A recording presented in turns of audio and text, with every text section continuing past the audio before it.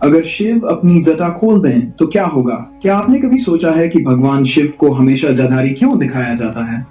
क्यों उनकी जटाएं इतनी विशाल और रहस्यमयी दिखाई जाती हैं?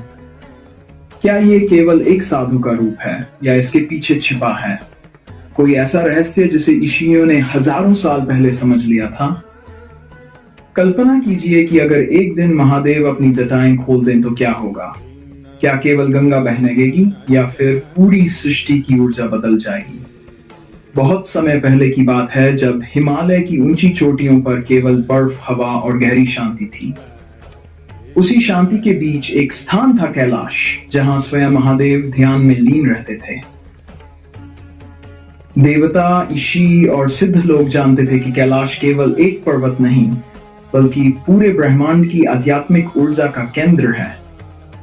कहा जाता है कि जब शिव ध्यान में बैठते थे तो उनकी जटाओं से एक अदृश्य ऊर्जा फैलती थी जो पूरी सृष्टि को संतुलित करती थी। उसी समय पृथ्वी पर एक घटना घटी जिसने देवताओं को भी चिंतित कर दिया। आकाश में कई ग्रह अपनी गति से हटने लगे, कुछ तारे अचानक टूटने लगे और ऋषियों ने ध्यान में एक अजीब कंपन महसूस किया। ऐसा लग रहा था जैसे ब्रह्मांड की ऊर्जा असंतुलित हो रही हो। देवता समझ नहीं पा रहे थे कि यह सब क्यों हो रहा है। तब वे सभी ब्रह्मा और विष्णु के पास पहुंचे। ब्रह्मा ने ध्यान लगाया और कुछ देर बाद उनकी आंखें खुली। उन्होंने कहा कि यह सामान्य घटना नहीं है, ब्रह्मांड की ऊर्जा का प्रवाह बदल रहा है। देवताओं ने पूछा कि इसका समाधान क्या है? तब विष्णु ने शांत स्वर में कहा कि इसका उत्तर केवल एक ही स्थान पर मिलेगा, कैलाश पर। सभी देवता तुरंत कैलाश की ओर चल पड़े। जब वे वहां पहुंचे तो उन्होंने देखा कि महादेव गहरे ध्यान में बैठे हैं। चारों ओर पूर्ण शांति थी, लेकिन उनकी जराएं हल्की हल्की हवा में हिल रही थीं, जैसे उनमें कोई अदृश्य शक्ति बह रही हो। देवता प्रतीक्षा करने लगे। कुछ समय बाद शिव ने धीरे अपनी आंखें खोली। उनकी दृष्टि शांत थी, लेकिन उसमें अनंत शक्ति थी। देवताओं ने विनम्र होकर अपनी समस्या बताई कि ब्रह्मांड में ऊर्जा असंतुलित हो रही है और ग्रह नक्षत्र अपनी गति खो रहे हैं। शिव ने कुछ क्षण तक मौन और आकाश की ओर देखा। फिर उन्होंने अपनी जटाओं को हल्का सा स्पर्श किया। उसी क्षण एक अद्भुत घटना हुई। उनकी जटाओं से एक तेज प्रकाश निकला और आकाश में फैल गया। वह प्रकाश किसी साधारण रोशनी जैसा नहीं था, बल्कि जैसे ऊर्जा की लहरें पूरे ब्रह्मांड में दौड़ गई हों।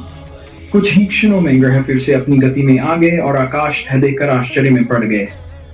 उन्हें पहली बार समझ आया कि शिव की जटाएं केवल बाला नहीं है, बल्कि उनमें ब्रह्मांडीय ऊर्जा का रहस्य छिपा है।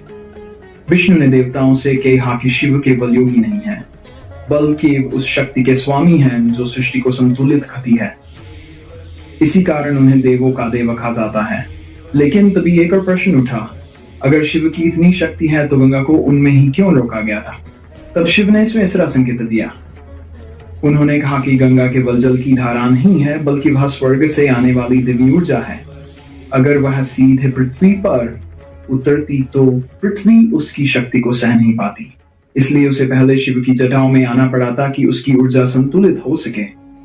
यह सुनकर देवताओं को समझ आ गया कि शिव की जटाएं केवल एक प्रतीक नहीं बल्कि ब्रह्मांड की ऊर्जा को नियंत्रित करने का माध्यम है। एंशियो ने बाद में अपने ग्रंथों में लिखा कि शिव की जटाएं उस शक्ति का प्रतीक हैं जो समय, प्रकृति और ऊर्जा को संतुलित करती है। इसी कारण शिव को जटाधारी कहा जाता है। लेकिन आज भी एक सवाल रह जाता है, अगर शिव की जटाएं पूरे ब्रह्मांड की ऊर्जा को नियंत्रित करती हैं तो क्या होगा अगर वे एक दिन अपनी जटाएं पूरी तरह खोल दें? क्या गंगा फिर से प्रकट होगी? क्या सृष्टि की ऊर्जा बदल जाएगी? या फिर कोई ऐसा रहस्य सामने आएगा जिसे आज तक किसी ने नहीं समझा? शायद यही कारण है कि शिव को रहस्य का देवता कहा जाता है। वे जितने सरल दिखाई देते हैं उतने ही गहरे और अनंत हैं। उनकी जटाएं हमें याद दिलाती हैं कि इस ब्रह्मांड में बहुत सी ऐसी शक्तियां हैं जिन्हें मनुष्य पूरी तरह समझ नहीं पाया है। और जब भी सृष्टि का संतुलन बिगड़ता है तब महादेव ही उसे फिर से संतुलित करते हैं।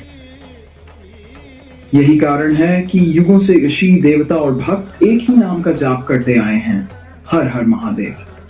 अगर आपको महादेव से जुड़ी ऐसी रहस्यमयी और अनोखी कथाएं पसंद हैं तो हमारे चैनल उदय भारत को जरूर सब्सक्राइब करें वीडियो को लाइक करें और कमेंट में लिखें हर हर महादेव।